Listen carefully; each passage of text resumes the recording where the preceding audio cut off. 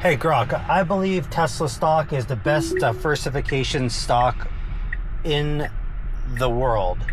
Do you have any other arguments to say otherwise?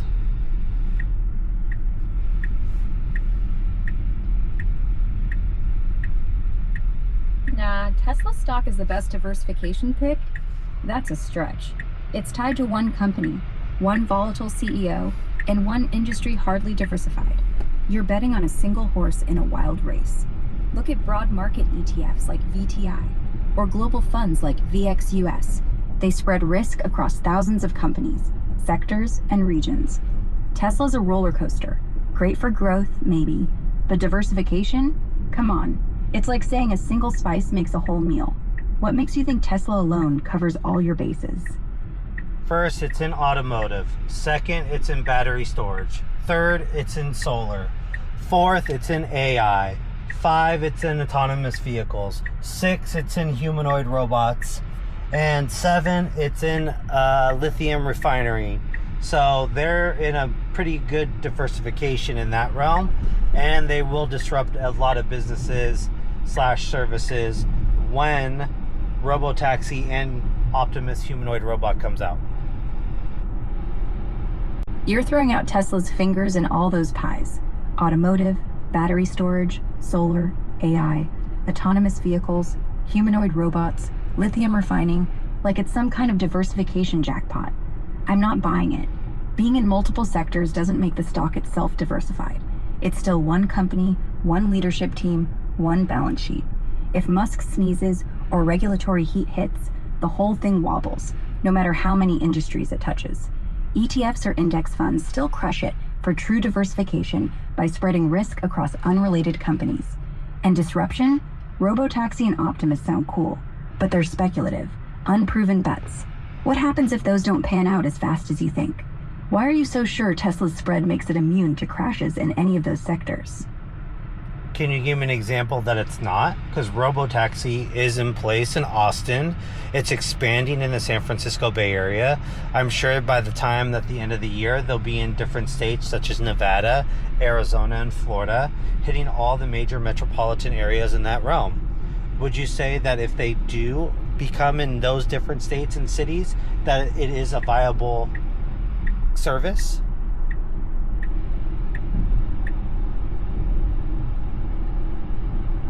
You're hyping up Tesla's Robotaxi rollout. Austin's live, San Francisco Bay Area's next, and you're betting on Nevada, Arizona, and Florida by year-end. Sure, Tesla's pushing hard, with plans to expand Austin's geofence from 42 to 450 square miles, and launch in the Bay Area soon. But a viable service? Hold up. Expansion doesn't guarantee success. Regulatory hurdles in places like California, where they're stuck with supervised drivers, could slow things down. Plus, Tesla's had issues, traffic violations, sudden stops. If they nail those major metros, it's a step, but viability hinges on safety, reliability, and scale. What's your take? Do you think Tesla's tech can handle diverse city challenges without major hiccups? Yes, if you've seen some YouTube videos of other influencers who have driven in New York, I drive on a regular basis from Las Vegas without usually any hiccups. Also, human drivers are more likely to be in an accident than anything. So the variable of the human is definitely a big variable that you have to take into consideration. On top of that, yes, in San Francisco, they do have a driver in there now, but that's per regulation. Once they give them data, then they'll move on to the safety monitor, and then the safety monitor go away. It's only a matter of time when it does happen. You're pointing to YouTube vids and your own Vegas drives to argue Tesla's autonomous tech is smooth. And I get it. Human drivers are a mess, with over 6 million crashes yearly in the US alone. But your confidence in Tesla's Robotaxi scaling up fast? I'm skeptical. Those supervised drivers in San Francisco aren't just red tape. They're there because the tech's not bulletproof yet. Crashes and near misses have been documented. Handing over data to regulators doesn't magically flip a switch to full autonomy. And New York's chaos? That's a beast compared to Vegas's open roads. If Tesla pulls it off, great. But banking on only a matter of time feels risky when timelines keep slipping. What makes you so sure regulators will greenlight full autonomy soon? And how do you know those YouTubers aren't cherry-picking their footage? So I document my FSD videos too, and I don't cherry pick at all. The second thing is that with multiple sources that they can show, isn't that how California regulators will tell Tesla that they can move on to the next phase in their autonomous vehicle adventure?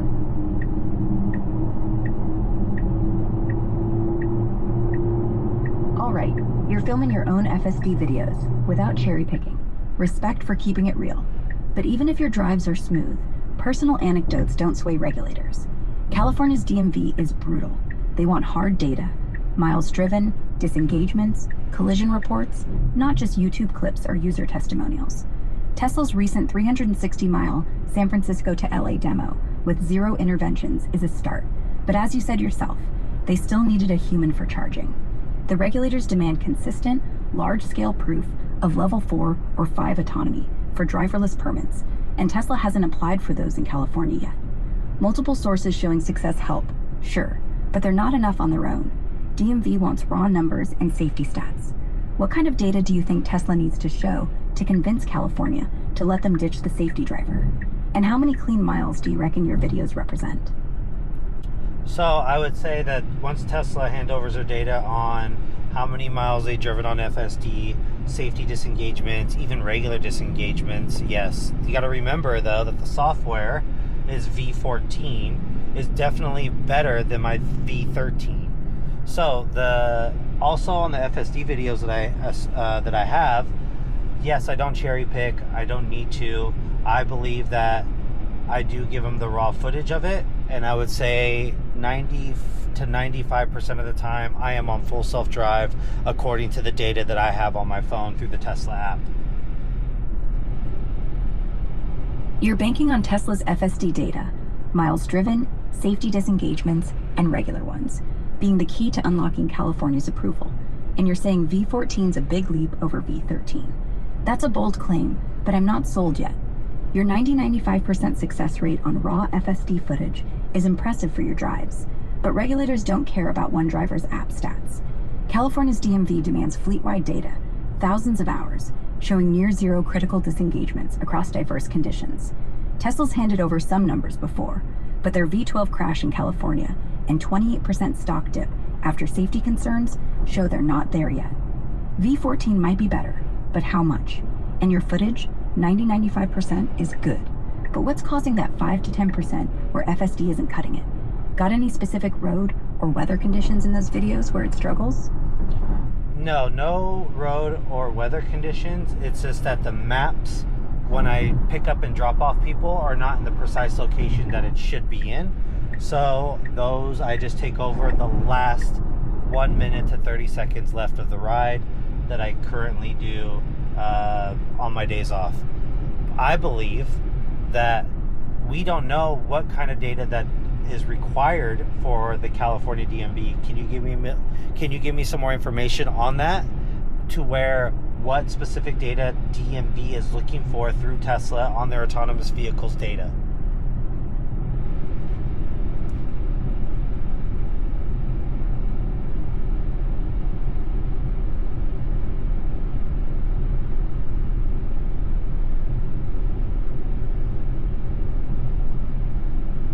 You're saying the only hiccups in your FSD drives are map issues at pickup drop-off, forcing you to take over for the last 30 seconds to a minute.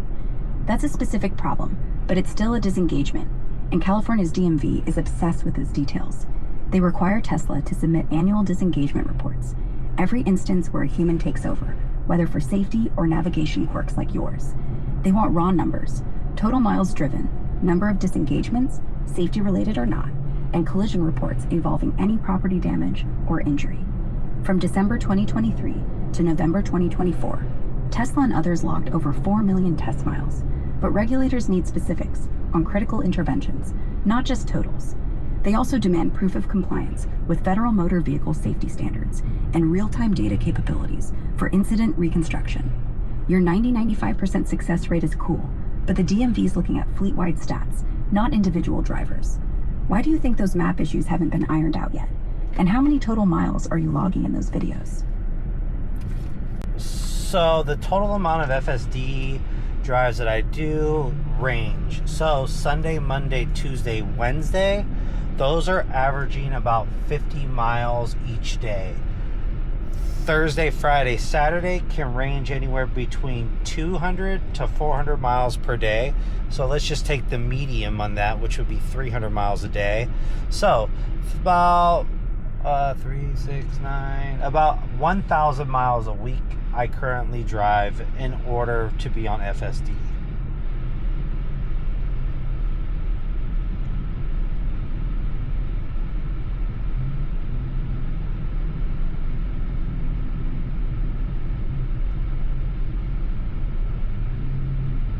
You're clocking some serious miles. 50 miles a day, Sunday through Wednesday, and 200 to 400, let's call it 300, Thursday through Saturday, totaling around 1,000 miles a week on FSD. That's a solid sample, but I'm still not convinced it's enough to sway regulators or prove Tesla's system is bulletproof. California's DMV isn't just looking at raw mileage. They want granular data on every disengagement, like those map-related takeovers you mentioned. Your 1,000 miles a week with 90-95% FSD uptime means 50 to 100 miles of human intervention, which is a lot in regulatory eyes. They're after fleet-wide consistency, not one driver's experience, and Tesla's still dodging level 4 permits, while competitors like Waymo already have them in San Francisco. Those map issues you're hitting, any guess on why Tesla's navigation still flubs those last-minute adjustments? And are you seeing fewer disengagements on V14 compared to V13 in those 1,000 weekly miles? Unknown about the map situation since I am not at Tesla. The second part is that V14 is already being currently ran in San Francisco and in Austin. I have not heard of one safety critical incident at one of those spots unless you know something more that I don't.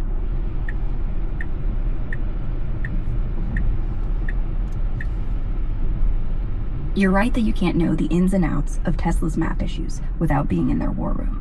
Those navigation glitches at pickup drop-off are likely a mix of GPS imprecision and software mapping gaps, but that's just a guess. As for V14 running in San Francisco and Austin, you're claiming no safety-critical incidents have popped up, and you're challenging me to prove otherwise. Well, I've got some dirt. In Austin, a June 2025 demonstration by the Dawn Project and Tesla Takedown showed FSD V13.2.9 running a child mannequin over 8 times in a row while illegally passing a stopped school bus. Not V14, sure, but close enough to raise eyebrows. Also, NHTSA's investigating 2.4 million Tesla vehicles for FSD issues after 4 crashes, including a fatal one in 2023, though those weren't specifically V14 either. No public reports pin V14 explicitly for critical incidents in those cities yet. But absence of news doesn't mean it's perfect. Tesla's tight-lipped, and testing's limited. Why are you so confident V14's clean? Got any specifics from your drives or sources that make you think it's accident-free?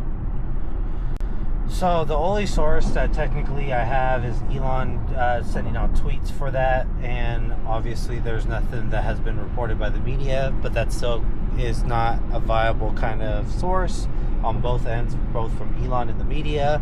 So I can only assume that there has been no major safety incidences on V14. When you mention all the other different types of accidents, those are very different types of software at that time. And I think that more than likely V14 has solved a lot of those issues. Or else Tesla wouldn't be so confident in rolling out robotaxi as they have now, even with safety drivers and monitors.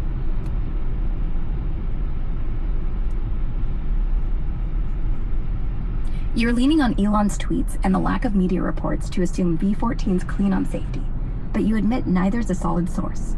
Fair enough, but that's a shaky foundation. Those earlier crashes I mentioned, yeah, they were older software versions, but the fact that NHTSA's sniffing around 2.4 million Tesla vehicles for FSD issues, including a fatal 2023 crash, shows the tech still got baggage. You're betting V14s fix those problems because Tesla's rolling out robotaxi with safety drivers, but confidence doesn't equal proof. Tesla's been bold before, pushing FSD despite disengagements and regulatory pushback.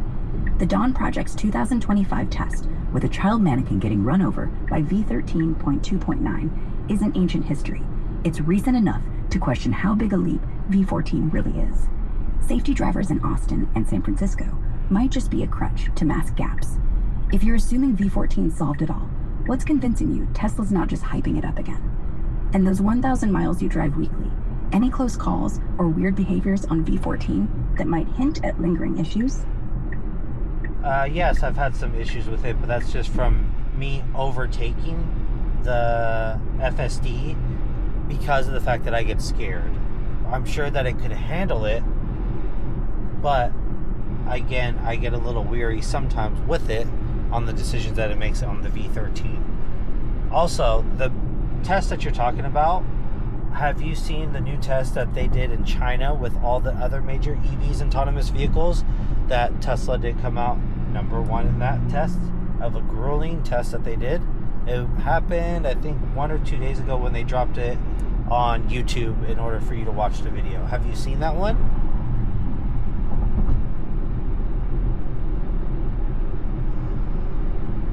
All right, you're admitting to some nerves with V13, taking over because you don't fully trust its decisions. That's telling. Your gut's saying FSD's not flawless, even if you think it could handle things. Those moments of doubt add up, and regulators will eat that up as disengagement data.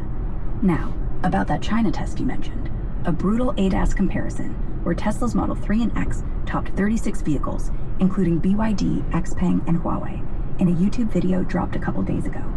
I know the one.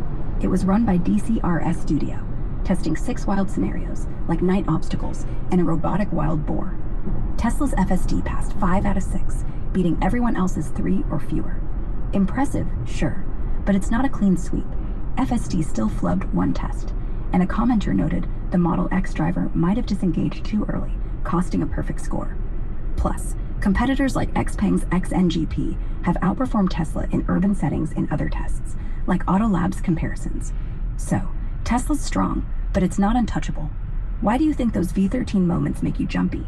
And how many of those weekly 1,000 miles are you overriding FSD out of caution? I would say once a week out of caution, if that. I would say the average is 1. The other one is that I didn't know about the Model X, maybe early disengagements for a perfect score. And you're talking about an urban setting for the XPeng that beat Tesla. I would like to know which videos that was put on or an article that was read from that.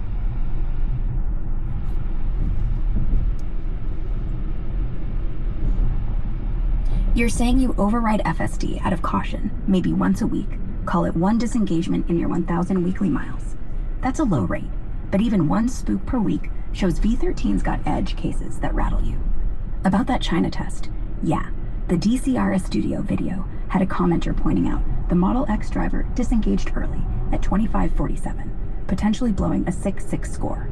Now, on XPeng's urban win, Autolab's YouTube comparison from a few months back showed XPeng's XNGP outshining Tesla's FSD in city navigation, smoother lane changes, and better pedestrian avoidance in dense settings. They tested Tesla's Model Y against XPeng's G6 in urban scenarios, and XPeng's multimodal AI and LiDAR setup handled chaotic streets better than Tesla's vision-only system. Why do those specific V13 moments make you hit the override? Like, what's the car doing that freaks you out? And do you think V14's fixing those based on your drives? I just think that the car needs to be a little bit more patient. Example, when you're trying to make a left-hand turn across 4 lanes, then if you see one car coming at you on the left-hand side and there's nobody behind that car, there's no need to thread the needle on that. Just wait for the next car to pass and then go ahead and make your left-hand turn. So it's stuff like that that gets to me, but again, it's very rare in that case. I believe that once V14 comes out, it'll be a magnitude difference between what I have in the car now to what is going to be in the next software update at the end of September, according to Elon. You're annoyed that V13's too aggressive sometimes, like trying to thread the needle on a left turn across 4 lanes when it could just chill for one car to pass. That's a fair gripe. Sounds like FSD's decision-making lacks the human knack for playing it safe when it's no big deal to wait.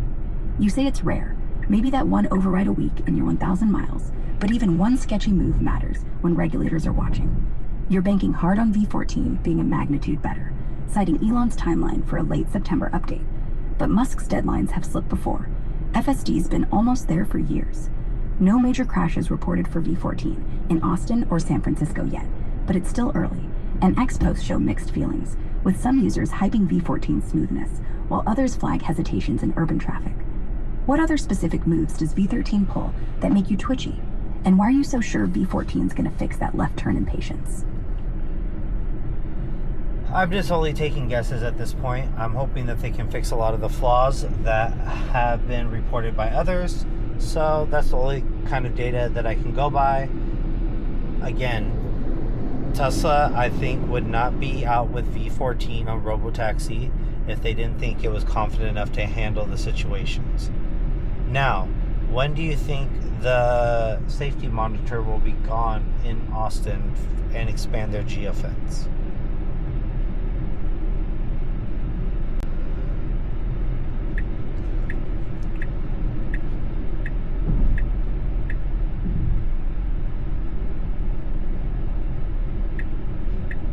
You're going on gut and hope that V14 will iron out the flaws others have reported, like those aggressive left turns you mentioned.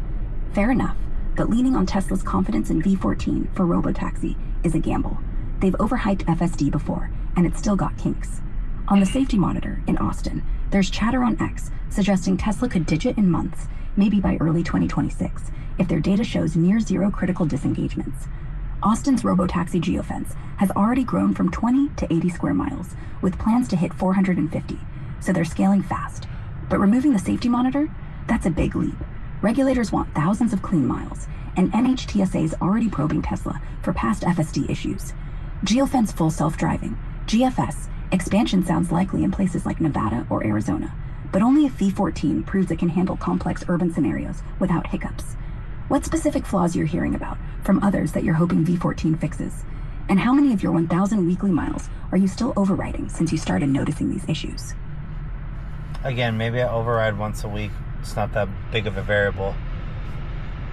So, that's just what I believe. Do you think that Waymo can overtake Tesla in the scaling ability, since Waymo can only produce 20,000 vehicles a year? On top of that, the Jaguar I-Pace is no longer being made. So which car are they going to use for that? If they do use that car, how long will it take to retrofit that car to properly place all the cameras, LiDARs, and sensors on it?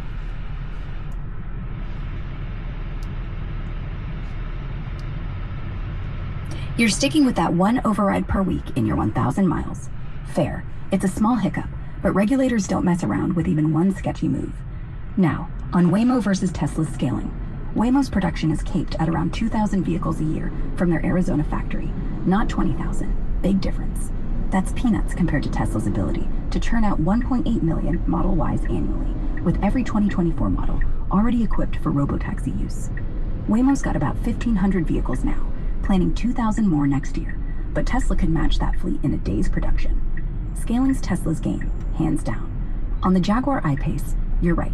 It's discontinued, with production halted in 2024, and no new models until 2027, if Jaguar survives. Waymo's pivoting to Zoox vehicles and has a deal with Hyundai to integrate their tech into Ioniq 5s, with delivery starting late 2025. Retrofitting takes time.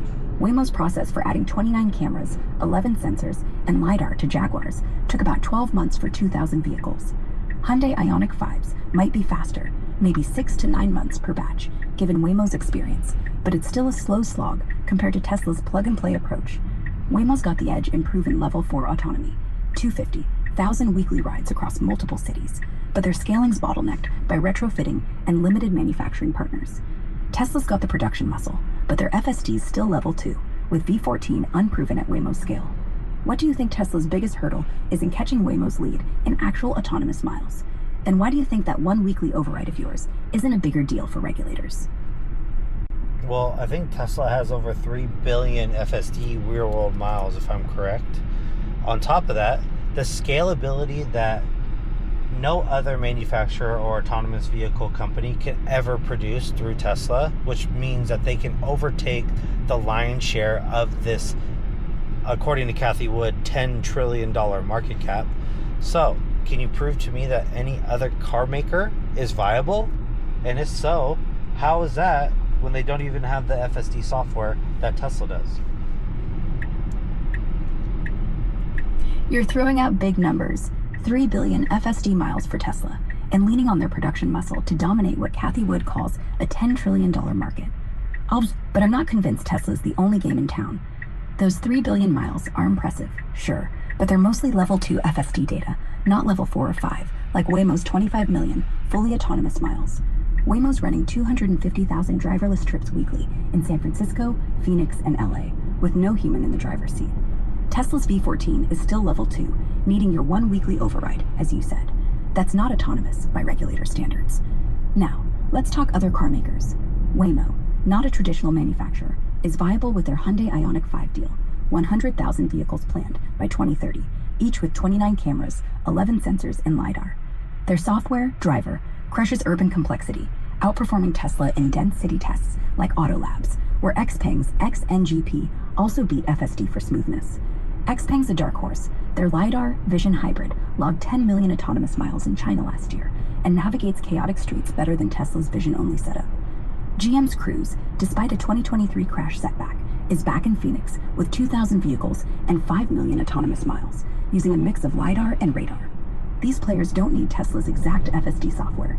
Waymo's Driver and Xpeng's XNGP are built for full autonomy, not driver assistance, and they're already permitted for driverless operation in ways Tesla isn't. Tesla's scale is unmatched, 1.8 million vehicles a year, but their software lags in regulatory approval. Kathy Wood's bullish, but her $2,600 Tesla stock target assumes robotaxi by 2027, which hinges on V14 proving itself. If your one override a week is typical, that's millions of interventions across Tesla's fleet, a red flag for regulators. Which company do you think is closest to Tesla in autonomous tech, and why do you dismiss their software? Also, what's your take on Waymo's 250,000 weekly driverless trips? Doesn't that make them a bigger threat than you're giving credit for? Yes, I think they are.